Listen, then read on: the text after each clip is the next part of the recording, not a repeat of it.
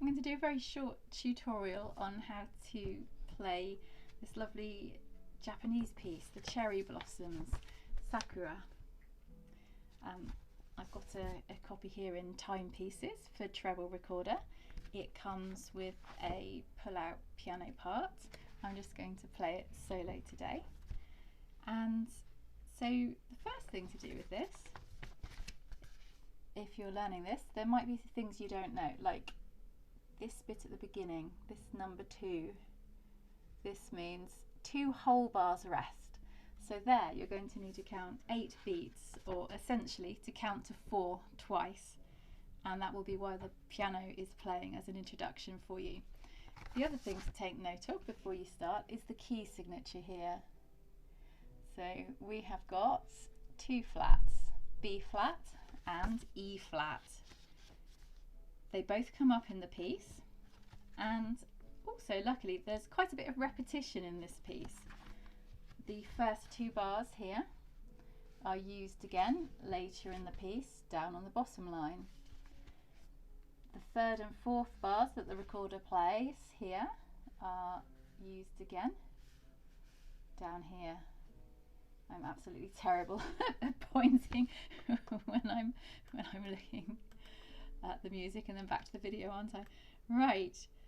Also, there are some dynamic markings. This is P for piano, soft, and then MF here for mezzo forte, medium loud. And there is a tied note at the end where you play that last note for 5 beats. Other than that, we just have crotchets, 1 beat each, minims, 2 beats each, and down here quavers, half a beat each. So I'm going to play the first 2 bars.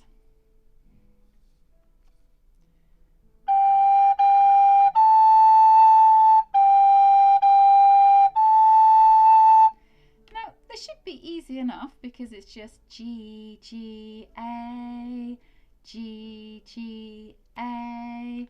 But of course when you're on a G, you've got most of your fingers off, and you've got to get to the A and get your thumb to come in exactly the right place to allow the partially open hole on the back for the pinched A. So finger placement is quite important. You need to have your fingers floating just above their holes so that your thumb especially is going to come down in the right place.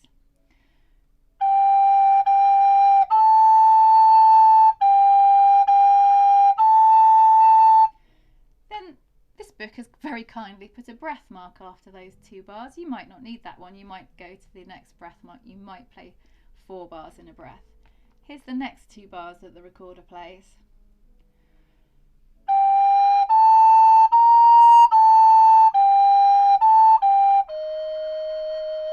So things for beginners to watch out for in those 2 bars. Firstly, the high B flat. There is no little finger needed. So there's the fingering for the high B flat, with of course the partially opened hole on the back. Then the next thing as a beginner you're going to need to watch out for is, after all these crotchets, when you get to the quavers you're doubling your speed, and then you've got to have long enough on the low note. So kind of 1, 2, 3, 4, 1, 2 and 3, 4. Or if you prefer words, tea, tea, tea, tea, tea, coffee, orange. Alright, so let's put those 4 bars together.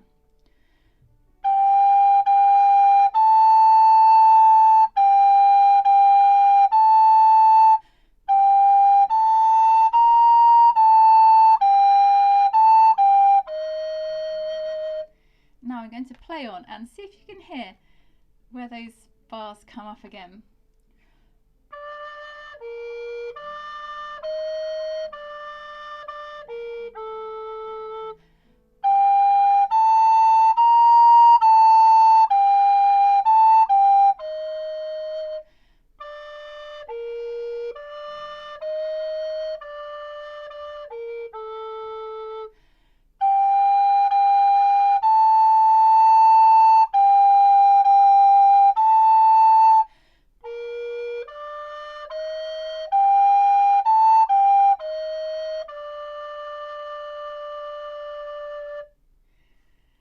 Okay, so other things that you might need to watch out for.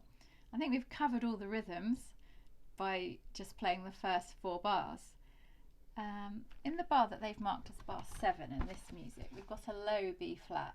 Now, beginners often need to watch out for that low B flat because a lot of you do forget to put your little finger on. And the reason is people can't always hear a difference in the tuning between that and that, but there is a difference. I'll show you.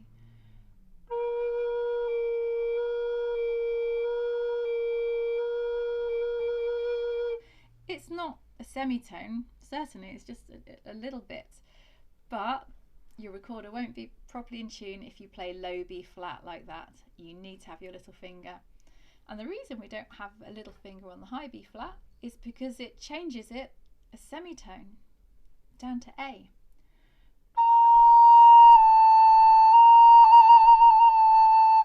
And in fact, that is the trill fingering for B flat to A. Good to know for the future. So it's a very pretty piece. It suggests 100 beats a minute, moderato for this piece. So if I just find 100 on this metronome, it's a little bit faster than I played it.